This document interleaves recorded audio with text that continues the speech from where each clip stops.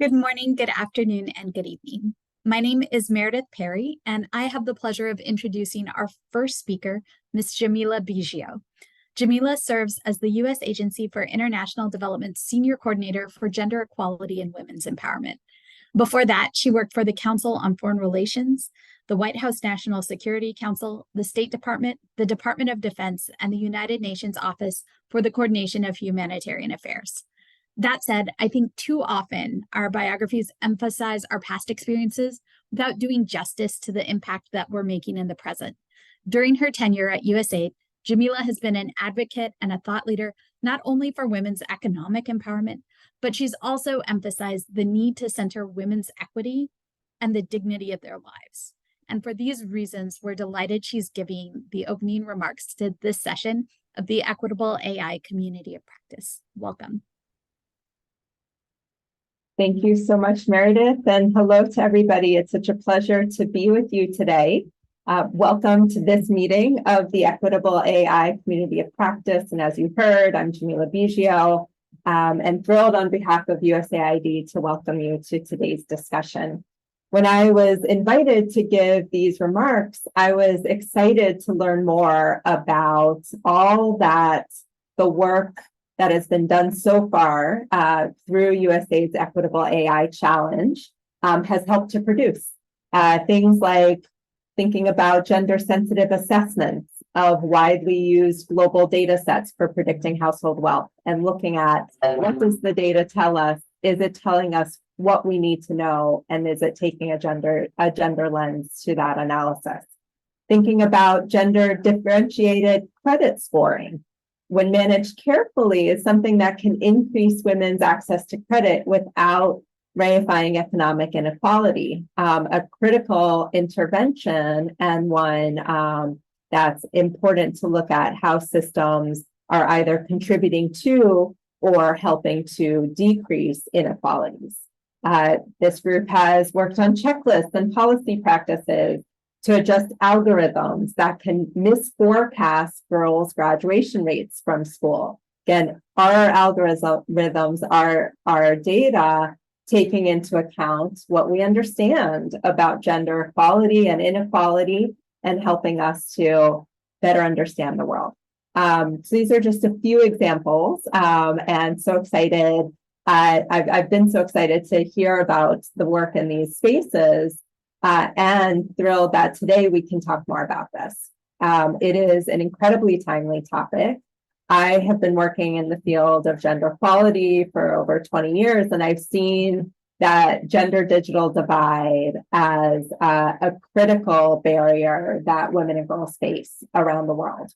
Now, we know that AI-enabled tools can catalyze even greater gender divides, and that AI and automation can be a more pernicious and less visible expanse of the digital inequities that we see across the digital ecosystem. So it is very critical that we as a community, as we're looking at equitable AI, that we're thinking about gender inequality, gender inequity as one of the priority areas to be addressing. This is something that our new USAID Gender Equality and Women's Empowerment Policy articulates. It recognizes that the gender digital divide specifically, and then how AI and automation contribute to it, are priorities for us to address as we look to advance gender equality and women's empowerment around the world. And we're thrilled that USAID has already started to do so through work like this, through this community, and through work through the Equitable AI Challenge. We've launched in March, the Vice President, Kamala Harris, announced the Women in the Digital Economy Fund, and we're about to launch it as a broader initiative. As a partnership with the Gates Foundation, with G20 countries, other countries, corporations that are all committed to accelerating progress in closing the gender digital divide. And we know that one of the areas as we do that we must tackle is equitable AI. roles in helping to shape the future and recognize how AI is affecting the gender digital divide. So we expect this to be an issue of investment, of attention, to think about gender justice in the age of AI and automation, and to draw on the work that you all, this community, has been investing in.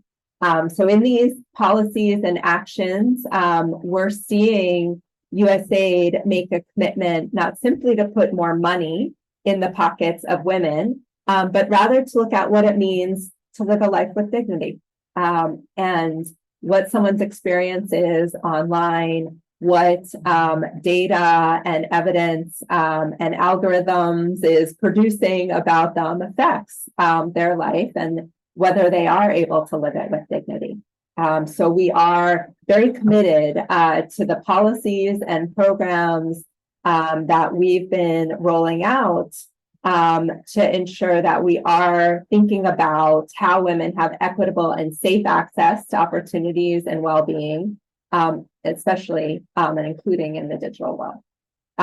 So, just to underscore what the Equitable AI Challenge has done to contribute to this conversation, and I know today's two featured grantees have prompted us to do more thinking as we look ahead to what more we can do in this space.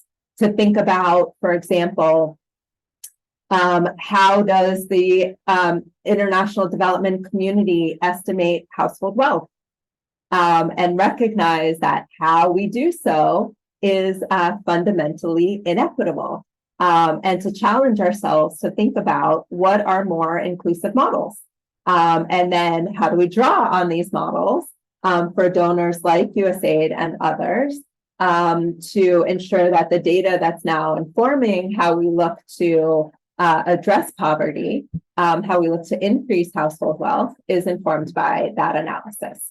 Other questions that the work of these grantees and of this community and the Equitable AI Challenge have prompted us to think about is on credit scoring. So what happens when we can build credit scoring algorithms that deliberately correct for gender bias, and how we can ensure these models are being used in practice as we are working to increase women's access to credit, to capital, and help them grow economically. Finally, we also need to recognize that we cannot do this alone. Addressing this issue requires coalitions, communities, collective action. It's why this community gathered today is so important.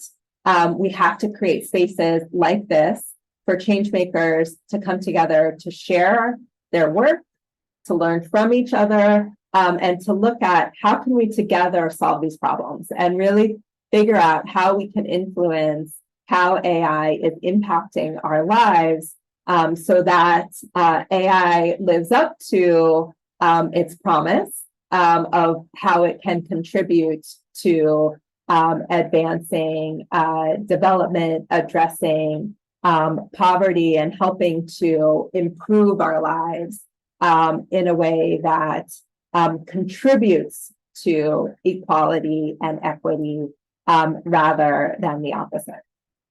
So really thrilled and grateful that this community is coming together with this challenge in mind, and know that we at USAID are committed to build on the work of this community, to learn from the lessons that you all have been producing and sharing, so that we can bring this more into our programming, our policy, our advocacy, and call on other partners to join us in that effort. So thank you for the work you're doing. Thank you for the work you will do, and know that we are committed to stand together and really help ensure that we are shepherding these new technologies and tools in a responsible way moving forward that help to advance gender equality and equality more broadly. So thank you all. Great, thank you so much. And I have the pleasure of being able to introduce our incredible panel that we'll be going into on our theme today, gender representation and AI, before delving into two flash presentations from some of the grantees that Jamille was able to share a little bit about as well. So I am absolutely thrilled to introduce our speakers today in the panel. First, we have Catherine D'Ignazio, a personal idol of mine from the who's an associate professor of urban science and planning and the director of the Data and Feminism Lab at the Department of Urban Studies and Planning at MIT. She's a scholar, artist, designer, and hacker mama who focuses on feminist technology, data literacy, and civic engagement, and has some incredible books I would definitely recommend: Data Feminism, and more recently, Counting Feminicide, Data Feminism in Action. So excited to have Catherine with us today, and also excited to introduce Tina Park. Tina is the head of inclusive research and design at the Partnership on AI. And there she focuses on working with impacted communities on equity-driven research frameworks and methodologies. So she's worked for 15 years, more than 15 years on economic development, analysis, urban policy research, and curriculum, and has a PhD in sociology. So really thrilled to have the two of you here with us today. And to jump into our panel, I'd like to start off, we're thinking about gender representation in AI. So starting off with thinking about representation amongst employees who are working in AI fields and AI researchers. According to the US Bureau of Labor Statistics, 26% of those in computer and mathematical occupations are women. And across all of those women, only 12% are Black or Latinx women, and this is as of 2018.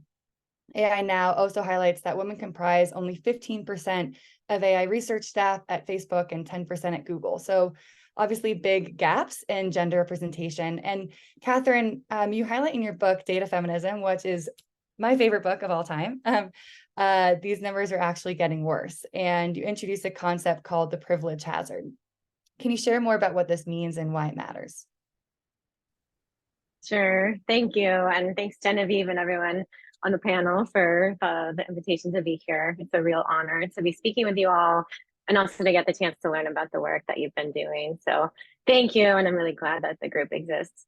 In terms of the privilege hazard, yeah, we, Lauren and I in Data Feminism talk about that as this idea that, in fact, the more privilege you have, the more ignorance you have.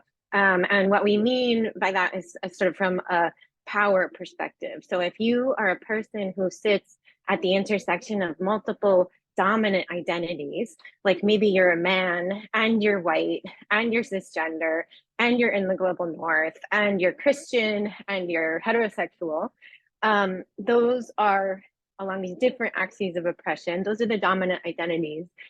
What that means is that the way that you experience the world is more frictionless.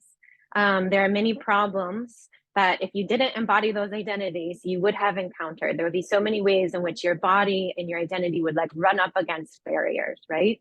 But in fact, because you embody all these multiple dominant identities, you don't encounter any of those barriers. And so to you, things are very easy, right? And you can move through the world very easily. This is a problem specifically when we talk about technology design, because in fact, as you're like just highlighting these statistics there, we do have, again, this very small demographic of people who are the folks that are, the AI developers and software engineers at Google and Facebook and so on, who are sitting at those identities. So it's not just like one person is the problem and they have all these privileges, is that these dominant identities are then multiplied, right? And so we have this whole like tiny group of people, because like how many people are in the world are like white, men, cisgender, Christian, global north, relatively like rich, kind of all abled along all these axes of identity. That's like a very small demographic of the world, which then is actually designing products that are shipped at scale and imagined to be universally working for everybody else in the world. And so that's where we run into a problem, because in fact, none of these frictions that the majority of us experience along for different reasons, would ever be visible to them, would never occur to them. And this is why, you know, in a sense, it is one of the reasons Lauren and I originally wrote Data Feminism, was because we kept being really annoyed with press reports that would come out and like be like all shocked and surprised of like, oh my God, the AI is biased, or the algorithm is biased, or the facial recognition, how could it, you know, discriminate against women of color? And in fact, like if you are coming from any of these fields that consider power and inequality, this is just super obvious that this is going to happen. And so like we need to bring a little bit more consideration of how these both systems of power interact with technology, but then also sort of like who is at the table, who's part of these design processes, and then where are these products coming from. And I also just want to say, I don't want to put all the onus on the software engineers either. Like, I actually don't think that, you know, sometimes in these conversations, like I do think we need more diversity in software engineers and AI folks, but also like, I think we do need to consider products as outputs of a corporation. It's outputs of a corporate structure. And so it's not just that it's like these software engineers are not diverse, it's that the whole corporation is oriented with a particular political economic motive, which is making money. And when that's your motive, you're not going to necessarily make products that what I would say advance or contribute to solutions for the most urgent problems of inequality, because like those two goals are cross purposes. Yeah, such good points. And, you know, it just goes back to the who that develops technologies matters, also the corporations that you're mentioning as well, but it's their perspectives, priorities, values that are integrated into AI tech. And so we really need to think critically about that, and also where they're coming from, the types of organizations and the motives that are in those organizations. So yeah, super good points. Anything you want to add to that, Tina? Just really quickly, one, thank you for the invitation to be here. I'm also a major fan of Catherine, so extremely excited to be on a panel together. The one thing I was going to add in addition to that is that there's an assumption that gets made that everyone else is also like those dominant people, and that the way to make money, the way to monetize is to build for that actual minority of people, but the assumption is that they're the dominant group, they're the majority group. And everyone else sort of has to change who they are and how they behave to fit, to be able to use the actual devices, the products, the services. And so that sort of does this double work of like also continuing to erase the identities that we have and the experiences that we have and the differences that we bring that are extremely important. And so I think also that other part of forcing us to change ourselves to fit these products, as opposed to having the products fit change to fit us, I think is also a major problem that comes from having this privilege hazard. Yeah, definitely good points for sure. So the other kind of piece around, as we think about gender representation in AI, you know, data.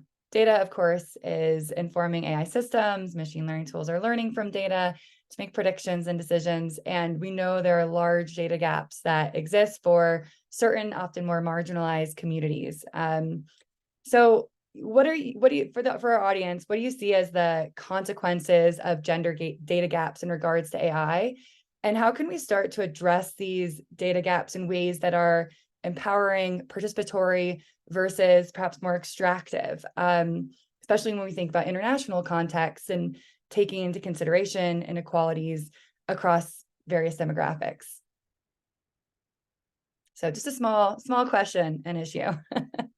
Who'd like to jump in?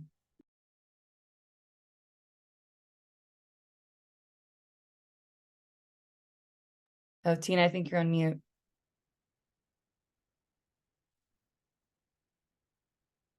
Oh, still on mute. Oh, there we go. All right. I was just saying that I think the tendency sometimes is that when we hear about a data gap is to throw more data at it. And sometimes that's not always the best solution. Some of these technologies that people are trying to develop actually may have really adverse impacts on communities. And in some ways, like not being in the data set and the products or services not working effectively on them is kind of a good thing. And so I think we need to be really careful about the use cases, be mindful of what we're trying to build, and the kinds of effectiveness that we actually want from it, and then decide who needs to show up in the data, how they need to show up in the data, why we need to make sure that they are being effectively represented, and therefore the models work appropriately for them. And so I think we need to always bring that question back to fairness and equity. And it's not just a universal case that like every technology that's being built is a good thing. Everyone should be able to be sort of seen and registered by it. But that, there are instances where that's not the case, and we should be really careful about that. And all of that comes down to like the consent piece, right? Like, are people and our communities consenting to actually being captured by some of these technologies, whether that's a good thing or a bad thing? Are they aware of the fact that their data is going into these systems? Do they know what aspects of their data are going in? Do they agree with how they're being registered and documented and quantified? And those are all sort of the more nuanced aspects of consent that I think we often overlook, and we just sort of assume like one click of a button, people know exactly what they're giving themselves into. And we should really demand stronger expectations around what consent is and how companies and corporations collect and use our data. Absolutely. Yeah, I agree. And I was just going to add that, another thing, like, I really agree strongly, I should say, because, thinking through like visibility on its own as an unequivocal good is not correct, right? Like, there are really powerful reasons why certain communities would never want to be visible in data, or why having data about them would actually make them targets for institutions that are powerful and may have desires to target them, exterminate them, dispossess them, and so on and so forth. And if folks are interested in that, like, there's a long history of really interesting work on, for example, indigenous mapping that talks about like the both the benefits and the drawbacks of visibility of indigenous communities to the settler state. And then I was also just going to add like the sort of thinking through as well when we're thinking about sort of inequity in source data.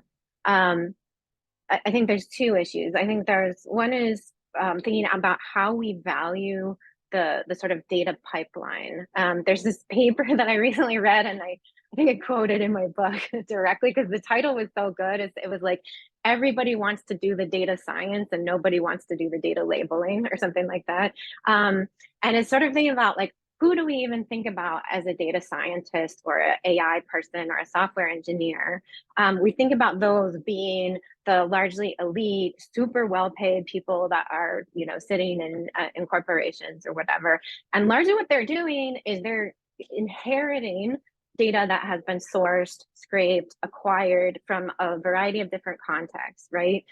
But then there's like lots of work that has documented the folks who are actually doing data annotation, content moderation, who are participating in basically sorting and classifying all of the food for AI, like all of the data food that we feed the AI that the AI then processes and then, turns into ChatGPT or something that appears to be magic or something. All of that is the result of these many hours of labor that are underpaid, largely undertaken by women and people of color, largely happening in the global South, largely in a very kind of like extractive way, with workers having very few worker protections. And so I think there's like a little bit of an equalizing force there as well, or we need to take a step back and look at that whole data pipeline and ask some critical questions about like, why are we valuing certain parts so much? And in fact, if we revalued the work of contextualizing and classifying and sorting the data, those are the folks that are actually doing the really hard, quite human labor of sort of instituting human legible categories into the data that then a machine can sort of learn from. There's something that could possibly happen if we kind of revalue that context in the data production process. And I just want to point folks to a great book I recently read by Melanie Feinberg. It's very like entertaining and personal. It's called Everyday Adventures with Unruly Data. And she talks a lot about this issue, which is sort of thinking through like, how do we reduce some of the stratifications of the data work process. So yeah, I just wanted to contribute that, and I'll put a link to it in the chat. Amazing, thanks. That sounds like a great book. Definitely putting it on the list. So, the other side of thinking about data is thinking about data reflecting. So in addition to kind of data gaps, thinking about data reflecting unequal power structures around us that AI tools can learn from and replicate or reinforce. And for the practitioners in the room who are interested in leveraging AI for good, what recommendations might you give to them to ensure we aren't exacerbating issues? And perhaps to kind of throw in here, another thing to think about is how data can reinforce gender binaries as well. So maybe you can talk a little bit to that too, but any recommendations for the practitioners? Where to begin? I mean, the first question is who's good, so I think that's always like sort of the first question. But what are we? Who's good? Are we talking about? And who's in relationship with whom for doing the good, and what role does technology actually play in terms of actually doing good? So like, I think sometimes we need to back up and think about sort of when is the introduction or the use of technology appropriate in relation to a social issue or an issue of inequality. And when is it a sort of sexy thing that can get funding, but may actually end up doing harm in a particular community? So like, when do communities actually just need more food or something, and they may not need an AI? And so I think or they need a better policy, right? And so I think these are some of the questions to be thinking about. What happens a lot is I think when we start from a technology first position, and I say this lovingly, critically of myself, because I feel like I am a technologist and I like technology. And I do myself sometimes start from a technology first position where I'm like, what could we use this particular tool for? So I do ask those questions sometimes, but then I think sometimes it's like the inverse of how we should be asking the questions, right? And so thinking through, how do we develop strong relationships in a particular ecosystem, and then see I think in a very humble way. There's a lot of hero stories about technology, and I think we need to be very careful about how technology is never a hero. It never solves all the problems. For those of us who work closely with technology, we know that it takes loads and loads of money to develop, to maintain, to support, to train people how to use it, and so on. And so sort of is the investment in a technology solution going to be something that's ultimately good or useful? So in a lot of cases, my advice is to back up to the stage of problem formulation. And that's there's a kind of interesting literature developing around that, even just that stage of where you frame a problem. How do we frame a problem? And also, how do we imagine that technology or AI or data in some way could fit with that problem, or have a theory of change for how it would intervene in that problem? I think there are still possibilities. I actually do remain hopeful. And in my lab, we build tools with activists. We pilot things, we test things. I am hopeful, and I do see that technology and AI play a role, but it's been really inspiring to me to have been working with some human rights defenders over the past 3 or 4 years, because I've really learned from their vision, where they see, for example, the data work that they do as this very one sort of small, humble piece of a larger movement of collective action towards a common goal that many people are contributing to from many sort of diverse perspectives. And some may work with data and technology, and some may very well not work with data and technology. So it's sort of how do we craft a way that an AI can have a humble role and a collective role, and a kind of connected and contextual role working within larger movements for collective action. So sort of reframe it from being the hero to in service of. Yeah, such good points. I think oftentimes we think about the outcome, thinking about AI as part of the outcome. We don't invest as much in like the process itself to see where that leads. And a lot of like funding goes towards, a certain outcome versus like a process. And yeah, those are really, really good points. Tina. I mean, I sort of start with a cheeky question, is who asked for it in the first place? And I think building exactly off of what Catherine is saying, right?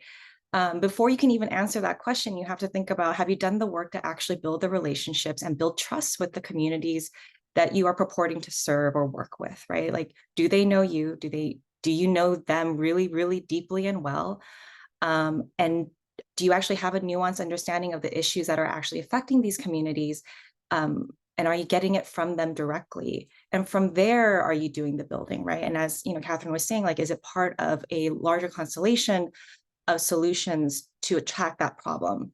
And I oftentimes sort of encourage technologists and AI practitioners to really think about, is AI actually the best way to get there? Like sometimes it's a much more rudimentary approach. Like sometimes it's just having like a spreadsheet available that people can access, as opposed to, trying to collect a large data set to like build a model.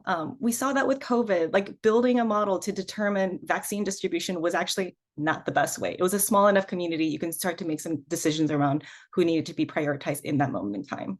Sometimes by fixating on the technology piece, we have a tendency to forget that we have a human capacity to understand and empathize and make decisions with a lot of compassion. And so whenever I speak with like AI for Good folks, I'm like, let's stop for a moment and answer some of these other questions before we move ahead too fast. One thing you brought up, Tina, that I'd like kind of is a good segue into the next question is, thinking about like the community, how you're working with the community that you're aiming to support, right? And Partnership on AI recently launched the Global Task Force for Inclusive AI, which is kind of about this. So I'm wondering if you can share a little bit more about what that's trying to achieve, and maybe, anything that you've kind of done today or some aspirations in the space. Yeah, no, thank you for letting me speak about this. So again, this is one piece of just, I think, a larger array of activities that are happening that are trying to think about how do we really change who and the how and what technology is being developed by really focusing on the needs of socially marginalized communities, the ones who are often excluded from these really important decision-making conversations where they're not given a lot of agency to have control over the kinds of technologies that rule over their life. I think there's so much good work happening where it's shifting, like who gets to do the research, who are part of the teams, where the money is going, the kinds of relationships that are being built, some really radical, amazing things that are happening on the ground in terms of leveraging data to really sort of counteract some of the other data pushes that are happening. You think about like different anti-policing projects that are really doing this kind of great work. So we're just a tiny, tiny piece of it. We are uniquely positioned as a multi-stakeholder organization that has access to large prominent civil society organizations, academic institutions, and importantly, like industry players. And what we're really good at PAI is actually bringing everyone together to talk about some of these issues and have some really generative conflict to figure the next steps out. So the task force is really about that. We're trying to bring, we have brought in some leading figures within the sort of participatory engagement space of people who have tremendous experience working and building with communities in ways that are responsible and ethical, that center those experiences, and trying to come up with some concrete guidelines and best practices, because we know that these principles are really hard to enact, especially if this is not your background and training. And so trying to break this down a little bit more so that particularly folks in commercial AI spaces and those development spaces have some hints and guidance on what they should actually be doing, as opposed to just sort of being thrown this large mandate of build with communities, don't screw it up. Trying to come up with some of the learnings that the folks who have been working on this for years are able to contribute. And I would just like to say our piece is we work with the experts. Again, there's a lot of amazing work happening on the ground with the direct communities that we also want to make sure are getting attention and are getting platformed And so hopefully if you are someone working on that kind of project, please reach out because we want to make sure that the learnings that you have can get integrated into these guidelines that we build as a task force. Awesome. And this is definitely a great community around that for sure. So I encourage folks to reach out to Tina. And we're almost done with the moderate questions here. So as people have other questions, please pop those in the Q&A. That'll be a good way to organize them. But I just want to build on that a little bit. So, thinking about, this audience in international development space is, perhaps already many folks already thinking about how to engage or already engaging with diverse and more marginalized communities to kind of integrate their input and perspectives into design evaluation of AI systems. And I'm curious around any thoughts related to doing that. And perhaps, Catherine, maybe you could talk about some of your work with activists that you've done on feminicide and kind of leveraging AI to challenge unequal power structures and really working with communities, as partners in that process. Maybe share a bit about that and any kind of lessons for folks. Sure, thanks. Thanks for the opportunity to talk about it. One of the large research projects that we have going in my lab, but it's a larger collaboration with three now, because we just added a new co-leader, 3 folks based in Latin America and 1 in the UK, is a project called Data Against Feminicide. And so this has been a 4 years so far long sort of participatory action research and participatory design project, where what we've done is we noticed, and one of us is an activist who works with feminicide data, but this is an extremely prevalent form of data activism. So activists, particularly in Latin America, are working to produce their own data by very detailed sort of capturing of case records of feminicide, gender motivated killing of women and girls, including cisgender and transgender women. And so they read news reports in this very sort of manual way and compile details about individual cases, and then use their numbers in really interesting, creative, impactful ways in many cases across contexts and countries. And so what we've been doing is organizing events, because one of the things that we started talking with activists, one of the things that they told us is that one of their desires is to be in community with other people in other places who are doing this work, so they can share information and tips with each other. So that's one part of our project, has been kind of building that community. And then another part of our project has been co-designing tools, one of which is a machine learning based classifier that helps activists scan news articles for the geography that they're interested in, and surfaces articles that the classifier believes are about feminicide. And there are a number of, well, I don't want to, sorry, I just wrote a book about this, so it's like all in my head and I could probably talk about it if I know we're pressed for time. So, but maybe what I'll say is that we have involved activists at every stage of the process. So from the conceptualization of like what tools are even useful for them, that was a participatory process that we ran, to then when we were doing data annotation and labeling for training the machine learning classifier, activists were involved with that, because in fact, as probably many people on this call know, feminicide is a quite contested political concept. So it does not have a universal definition. Even the legal definitions vary across contexts, so we need a very contextual definitions of feminicide. So we worked with folks for that, and then ran into some interesting tensions around identification of racialized feminicides as well. And I talk about those further in my book, but I think they raise a lot of questions for those of us who want to address, like use AI and machine learning to address intersectional power dynamics. I think there's like some real lessons learned there. So that's some of the work, and it's ongoing. And one of the things I would say is, again, our positionality, like the way we entered this work was more like, how do we use technology and design in the service of existing work where the activists are the experts, they're the experts for sure in their data. They're the experts in their media ecosystem. They're their experts in the laws in their country, because many of them are working to change policy.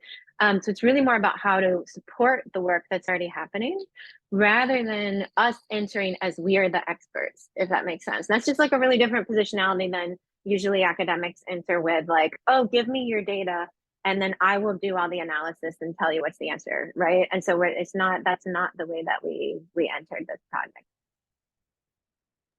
Yeah, absolutely. Love that. It's such an exciting project and really good lessons there.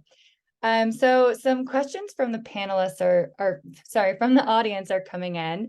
And the first one is from Angela. And Angela is asking, how do we intend to address the tech colonialism happening mostly in the global South? Issues like tech transfer, foregrounding tech use, and domination of the market by tech from the global North, and this genocide of values is the language that Angela's using. So yeah, thinking about kind of almost values imposition from the global North and this idea of tech colonialism. So another not so small question, but very important one. So curious, yeah, Catherine or Tina, any thoughts on that? Yes. I mean, part of the challenge that I see right now is just acknowledging that that is what's happening and getting everyone to be on board with that idea. It's really hard to talk about the actual impact and how devastating it is and how long lasting and deep it is when people don't necessarily acknowledge that colonialism exists anymore, that corporate entities aren't capable of colonialism, that they can't be the vehicles for it. And so I'm really appreciating the larger volume of scholarship that is actually getting a lot of attention, that is starting to highlight this, right? Not in just a metaphorical way, but in a genuine, like, no, this is the actual historical pattern that we are seeing. Here's the evidence as to why this is actually the right frame to explore and explain what the issues that we see.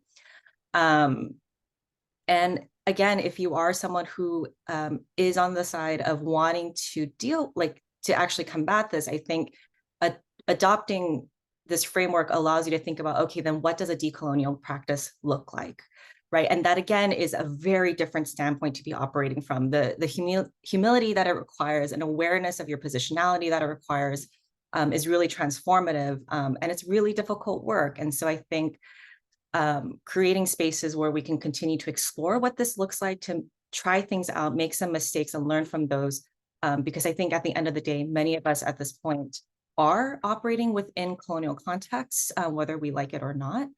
We ourselves have been educated in ways that are highly colonizing. And so we have a lot of work to undo that, and we need to build those communities to be able to do it, because otherwise we're probably just going to incidentally and unintentionally contribute to the ongoing colonialism that we see happening within the tech and data space. So yeah, there are some really great pieces out there. I think Catherine just linked to one in the chat. But yeah, keep talking about it, I would say, is the first start, and just be really adamant that this is the framework. I agree. I just linked to a couple of things that I see as very hopeful right now in this, that sort of respond to this question. So there's both the Tierra Común, it's a network of both scholars and practitioners that are thinking about the coloniality of data, or data colonialism, and also the indigenous data sovereignty movement. There's so much incredible work happening in there, where both scholarship and policy, and then kind of on the ground enactment and practice. I think both of these are really exciting developments for thinking through what are the frameworks that we can posit to challenge the colonial dynamics of data. And then the final thing I'll say is I was talking to a person who works on data for the city of Mexico City. And she was telling me how they operate with the concept of technological sovereignty in response to colonialism of data, where it's what they would do in response is really think about choosing, for example, open source tools, to trying not to get locked into these sort of ecosystems of dependence on global North corporations. I mean, I think these are very hard things, but ultimately these are harmful dynamics, and these are dynamics worth disrupting at the scale of the political economy of technology, which is a colonial scale, and it has colonial dynamics. So until we can start to work on alternatives to big tech, basically, so like, you know, things like Ethan Zuckerman has talked about digital public infrastructure. So thinking through alternate financing models for large scalable technologies that serve the interests of people. Like, I do think like it's like another Google is possible. You know, like we can imagine a Google or a Meta or like a an entity that would actually serve people's needs with technology, and that would not only be about profit and extraction. Like, I think we have to hold the possibility that could be possible, and I think that's what could be forged by some of these sort of emerging movements and policies and ways of thinking. I love that. And I think it kind of goes to show like there's some of the optimism and like how we can really think creatively about this space and differently about this space. And yeah, just some things kind of picking up around for everyone in the audience, like thinking about our own positionality as we're building and thinking about these different tools and what kinds of problems are we solving? How are we engaging really authentically, meaningfully with the communities that we are trying to support? And how are we being transparent about some of this and thinking kind of about some of these things and at a higher level, maybe thinking differently, thinking creatively around how we're trying to solve some of these problems. So love all those points. And maybe just one kind of concluding question from Sachi at USAID. So how do you view the global kind of AI revolution in light of the fact that for AI to be inclusive and equitable, we need to be local and work with so many different communities? So I guess this like global versus local, and maybe just to kind of throw in there, yeah, any thoughts on roles for donors and policymakers, especially in kind of international development in light of this tension?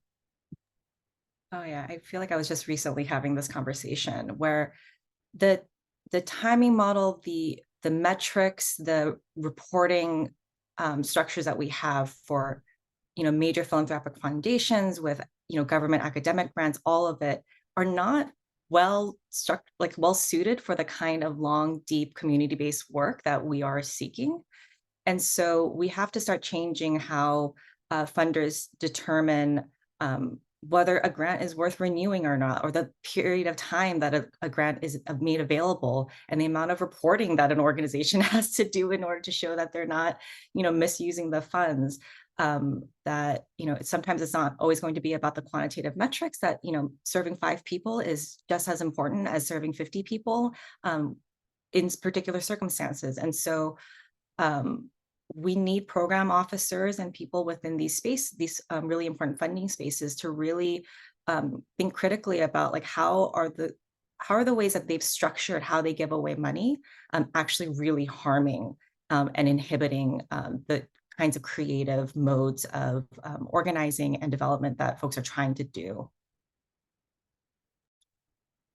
Yeah, I want to refer people to Tina's work because Tina, you wrote a great paper that I love, which is the Against Scale paper.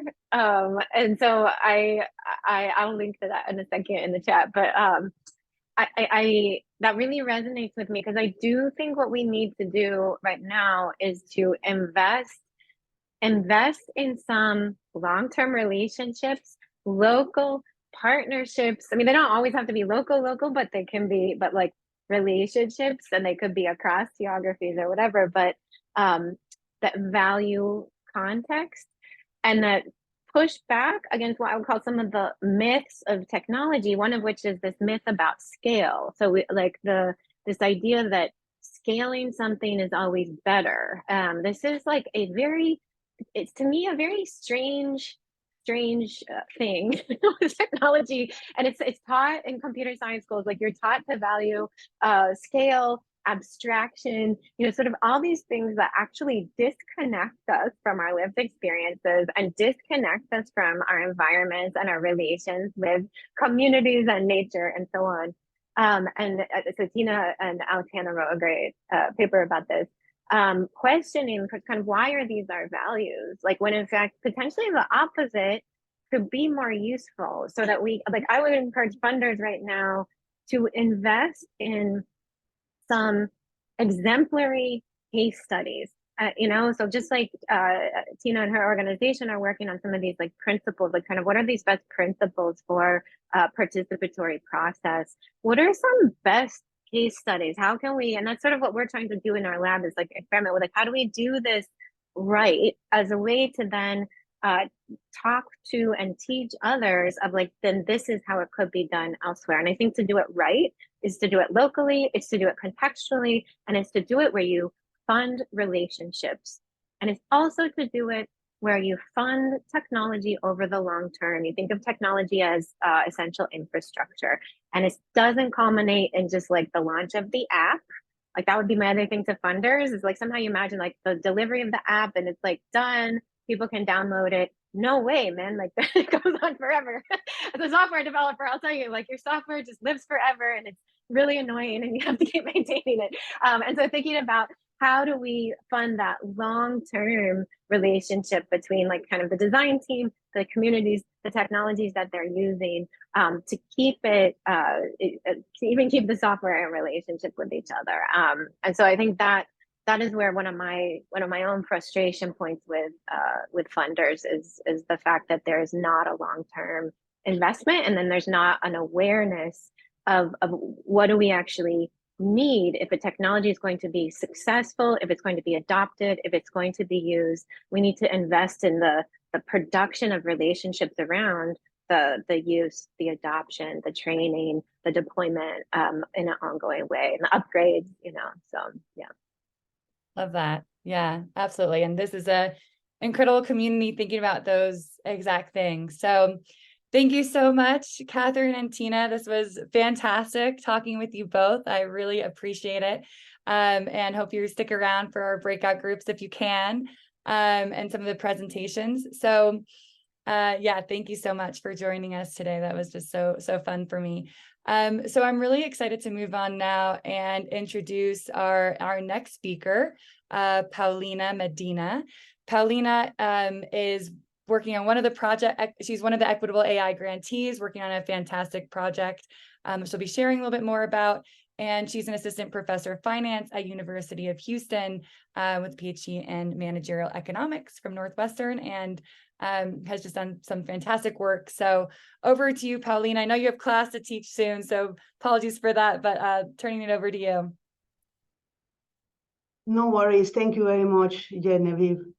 Well, good morning, everyone, and thank you for inviting us to talk about the preliminary results of this project that studies the relevance of gender, taking gender into account when developing credit scoring algorithms. This is joint work with a group of amazing co-authors, Laura Chioda, Paul Gertler, Sean Higgins, and Enrique Seira. In this project, our big picture motivation is that there are two reasons why credit decisions that are based on credit scoring algorithms may consistently leave credit-worthy women outside of credit markets. The first reason is that credit scoring algorithms are typically trained with data from credit bureaus. If women historically don't have enough access to credit, they won't have a long credit bureau record, and they won't be properly scored, or they won't be scored at all. And this can create a cycle of exclusion. The second reason is that in an attempt to avoid gender discrimination, there are multiple regulations in many countries that do not allow the explicit use of gender as a variable in the model specification. The standard practice is actually to train a model in a sample that pulls together men and women, even if women are underrepresented on that sample, and even if we have reason to believe that women may behave differently than men. So we hypothesized that digital footprints can solve the first problem. What if we train credit scoring algorithms, not with credit bureau data, but with rich digital footprints that are available even for people who do not have credit history? And we also hypothesize that the second type of bias that comes from pooling men and women together can be addressed by training two separate models. One model that uses data from women only, and one other one that uses data from men only. So to study these two questions, we partner with RappiCard Mexico, which is the leading on-demand delivery platform in Latin America. Think about Uber Eats meets Amazon's, because with Rappi can deliver pretty much anything you want to your house in a few minutes. And turns out that they are now giving credit cards, so we can use their data to predict probabilities of default. And we do just that. We focus on individuals with limited or null credit history in the credit bureau, and we train different credit scoring algorithms.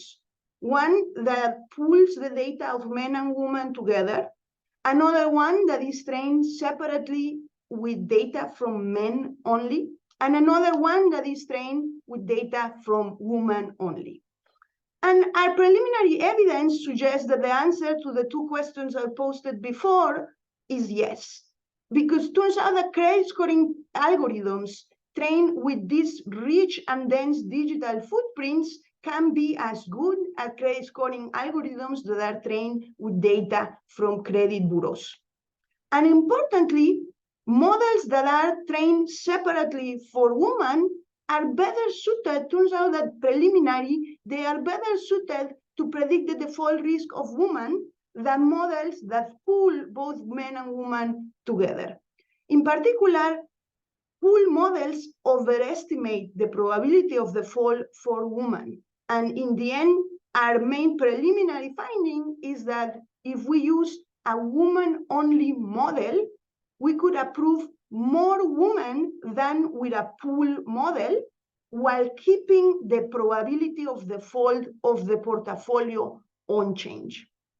This has inspired a lot of thinking within our group, and in particular, we want to study what are the ways in which women with a limited transaction history in a fintech app can build a richer transaction history, and how can we do that in a way that does not affect the predictive power of an algorithm that is ultimately trained with historical data. We think this is a first order question that has been inspired by the work that we've been doing here. And with that, I want to thank you very much for your attention. It's been a pleasure talking with you all.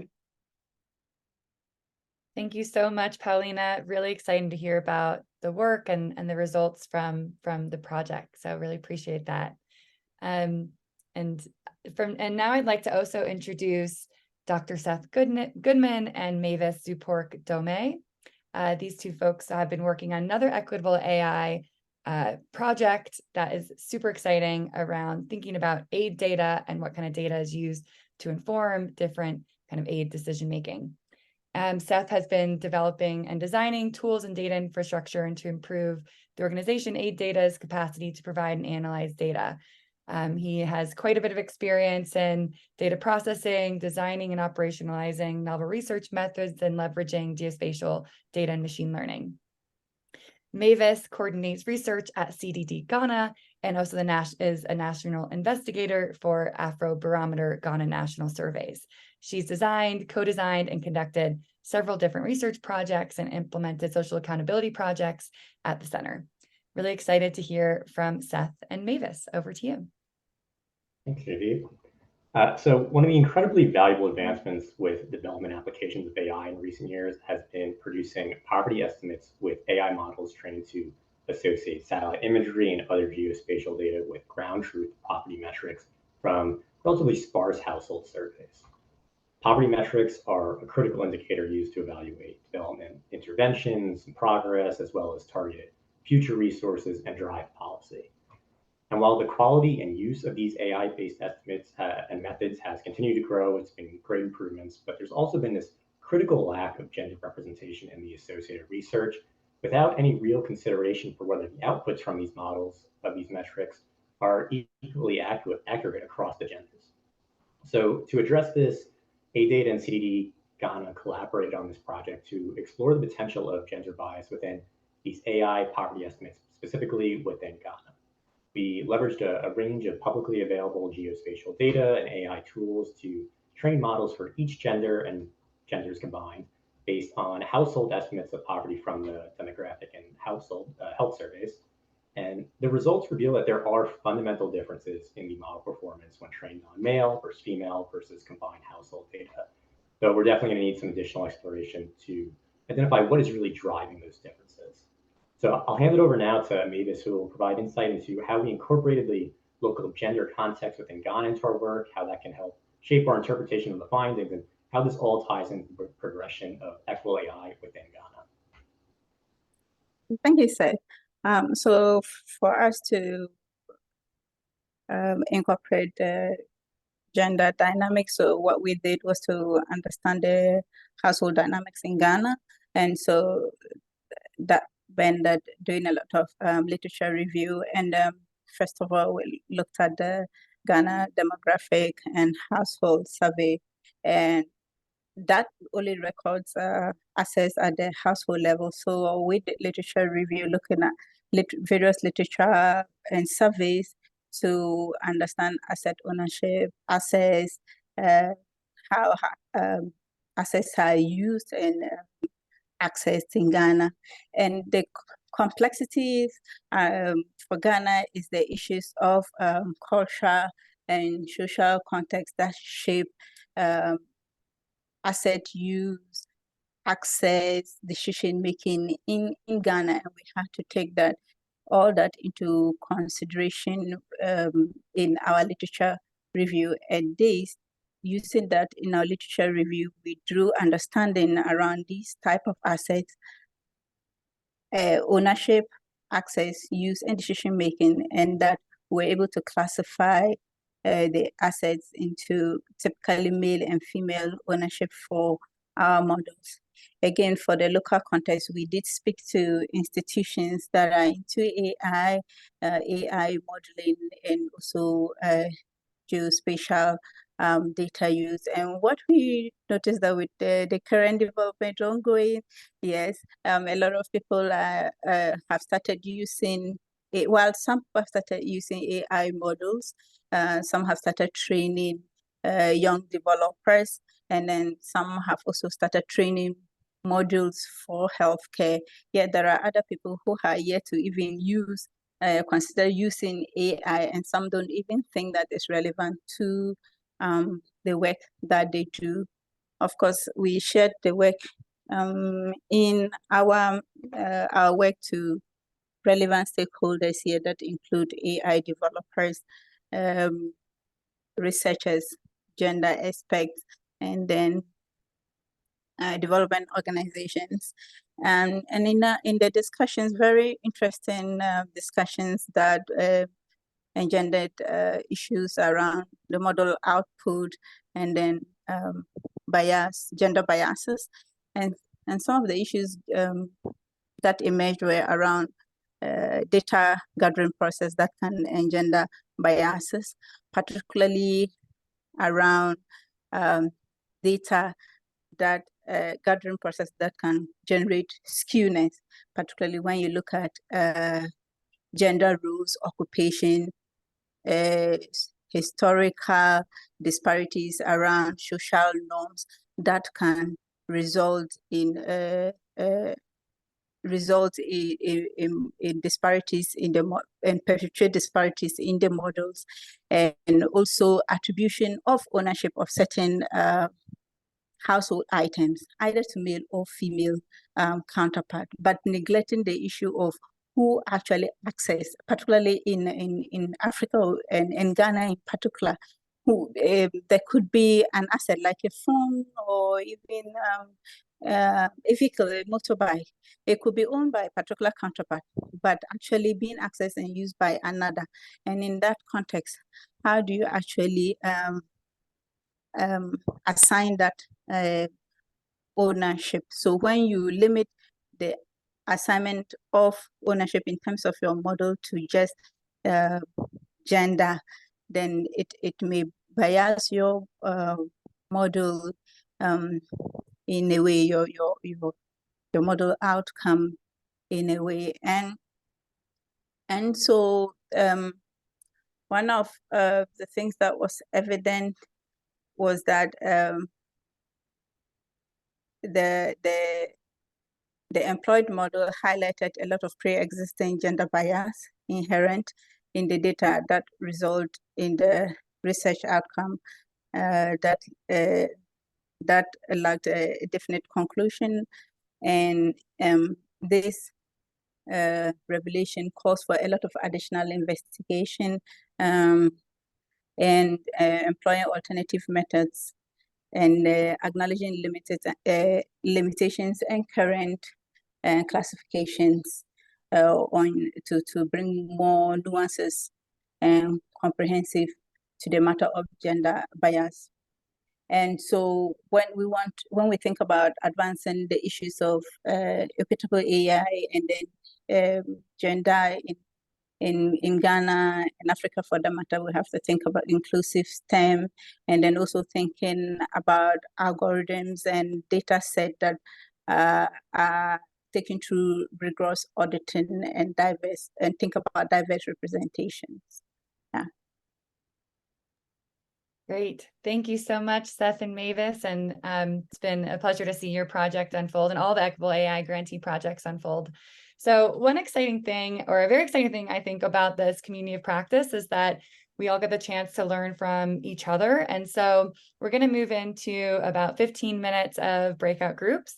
And you'll have a moderator in each of those breakout groups with some key questions. And the questions are really going to be talking about gender representation in AI, from who's developing AI tools and thinking about AI tools to data that informs them and the models, and working with different communities and gender representation there. So Caroline, can you move us into the breakout groups? Perfect. And we'll see everyone in about 15 minutes.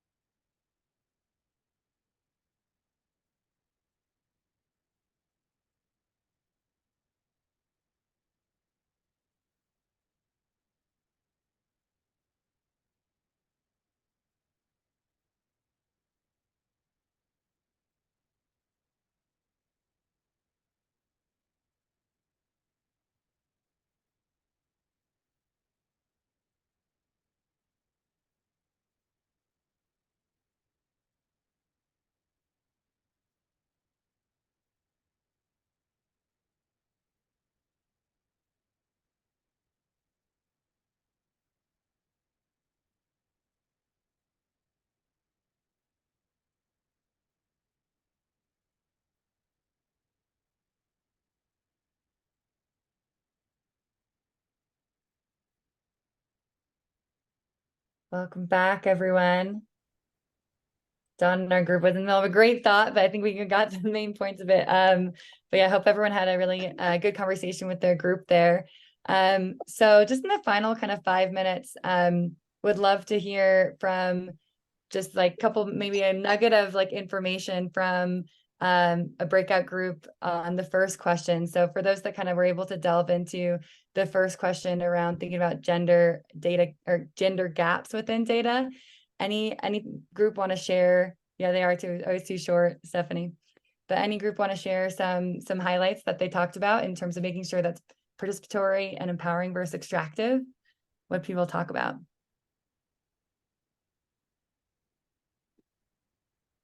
I'll share.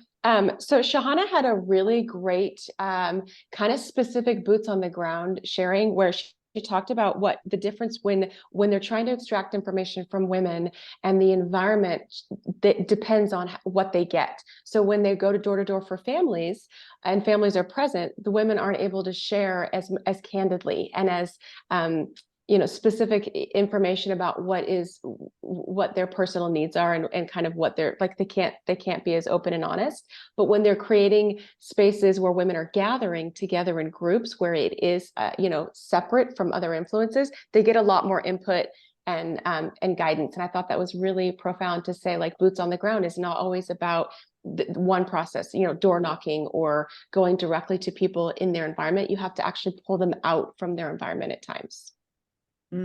Yeah, that's great. Priya, from your group, any kind of highlights or things you want to share back? Yeah, we had some great responses from colleagues in Africa and Latin America about some of the ways they included participatory approaches in their own projects. So working with indigenous communities on a water and sensor, using sensors and AI to monitor and protect local reserves. They found that a lot of men were initially volunteering to participate in the project as well as to work on the developer side. And so they made an effort to reach out to more women in the community to include them in not only taking part in being part of the conservation efforts of their communities, but also reaching out to include more participatory ways and the AI development side and the analysis when they receive the data as well, so they could have their inputs there. So there was very intentional ways of creating that sort of approaches. Awesome. That's really cool. Talia, do you want to share anything from your group? Sure. So we had a few answers that were very helpful. So first of all, where there's no data, ask people. So ask people what they need, so we can talk about that and believe them when they answer those questions and go with those answers. We also talked about making sure that the model understands the nuances around data in that specific context. Since we're working in so many contexts and it could completely differ. And then we had, again, a specific example around financial institutions and women with access to credit and looking into more why women were getting rejected. So studying those rejections specifically to understand why and then working backwards from there. Yes, that is kind of an overview. I won't keep talking. Thanks so much. And 30 seconds on your group, if you have a chance, maybe just share one highlight. You're muted still. Yeah, there you go. Let me know if these sometimes get really funky, and I've been told I sound like Darth Vader, but okay. So there was, we did not stick to the script. There was sort of a side conversation, a relevant conversation, but tangential. And it was just sort of the culture of tech and tech startups and the things that, the jargon, the things that motivate them, the things that they need to sell in order to grow. So a lot of what we talked in like scale and how this often clashes with the kinds of things that we want to do in the social impact or development space, in particularly in like continue to create imbalance. And so we see tech companies trying to do how to screen tenants, and so it's already somebody else talked about somebody shared with the ag water nexus, agriculture nexus, in the spaces that they're thinking about. It's already about going big, and just a lot of that culture and mentality being perpetuated when you bring these technologies in, and the importance of communities of practice like this, where we can talk about other aspects that should be considered when building these technologies. Awesome. Thank you so much. And yeah, one nugget from our group, we talked about kind of paying people for thinking about data and being transparent, but in a meaningful way. Like these terms of service and whatnot are not transparent. So what does that actually look like to be truly transparent? And think about ownership and access, like who owns data? What does that even mean? So those are some things we talked about. Great. Well, I have the pleasure of kind of concluding this session. It has been such a fun session, and I know there's always more time that people would like to chat, and I would definitely encourage folks to make sure they're in that LinkedIn group. Coley put the link in the chat, so definitely make sure to check that out, continue the conversation there. And we have our final community of practice session on Wednesday, September 27th. From 10 to 11. So make sure to check that out, and I hope to see all of you there. Thank you again to our speakers, Catherine, Tina, and our Equitable AI grantees who spoke. Really appreciate your time, and I hope everyone has a fantastic rest of their day. Thanks so much.